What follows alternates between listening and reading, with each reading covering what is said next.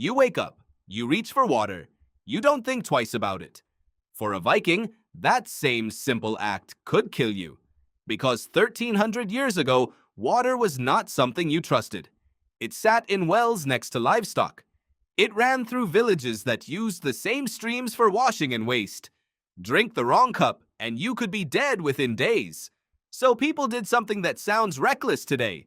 They stopped drinking water at all, and they started drinking something else instead. Morning, noon, and night. This is why Vikings were drunk almost every day of their lives. Not because they loved chaos, not because they lacked discipline, because being sober was, in a very real sense, more dangerous than being drunk. What would you do if the safest liquid in your house was beer? The Vikings' answer was simple. They brewed, constantly. In nearly every home, someone was fermenting something. Barley became ale. Honey became mead. The alcohol content was often low, closer to a modern light beer, but it was consumed instead of water all day from childhood onward. Nobody thought of it as indulgence, they thought of it as breakfast. Patrick McGovern, a biomolecular archaeologist who has spent decades analyzing residue inside ancient drinking vessels, has traced this practice back centuries. Chemical traces from Nordic finds show fermented drinks made from honey, grain, and local berries. This wasn't a rare luxury. It was the default beverage of an entire culture. But this wasn't only about survival, it was about law. Historian Neil Price, who has studied Viking society for most of his career, has described how ale structured Norse social life itself. Disputes weren't only settled in courts, they were settled at feasts. Oaths were sealed with a shared drinking horn, passed hand to hand, witnessed by everyone in the room. To refuse a drink offered by a host wasn't rude. It could be read as an insult, even a threat.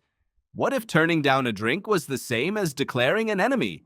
Runologist Judith Jesch, who has spent years translating inscriptions carved by Vikings themselves, has pointed out how often drinking appears in the words they left behind. Memorial stones raised for the dead mention feasting and mead in the same breath as honor. A good host was remembered as a good man, and a good host never let the horn run dry. Even the gods drank without end. Valhalla, the great hall promised to fallen warriors, wasn't pictured as quiet paradise. It was an endless feast, mead poured without limit, warriors healed by nightfall only to be handed a full horn again. If that's what eternity looked like, is it any surprise ordinary life tried to imitate it? Now here's the twist. For all that constant drinking, it wasn't non-stop chaos. Most daily drinking was mild. The stronger mead was saved for feasts and formal gatherings, the moments meant to be remembered. Everyday ale kept people hydrated and fed, carrying real calories that plain water never could.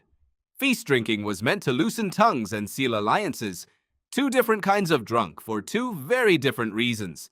Some assemblies even placed limits on how drunk a person could be while giving testimony. Drinking ran through daily life like a current, but people still knew when sobriety mattered. Which raises an odd question. Have we really left any of this behind? Look at how alcohol still moves through your own life. The after-work drink that isn't really about the drink, it's about the conversation that only seems to happen once glasses are in hand. The toast at a wedding. The bottle that seals a deal. The drink offered to a guest that would feel strange to refuse. You may not fear the tap water, but the social weight of a shared cup hasn't disappeared. It just changed its reasons. Turn one down at a dinner today and watch how many people quietly ask if everything is all right. You're not risking insult the way a Viking guest once was, but some faint echo of that old expectation still lingers in the room. Vikings weren't drowning their lives in alcohol out of recklessness.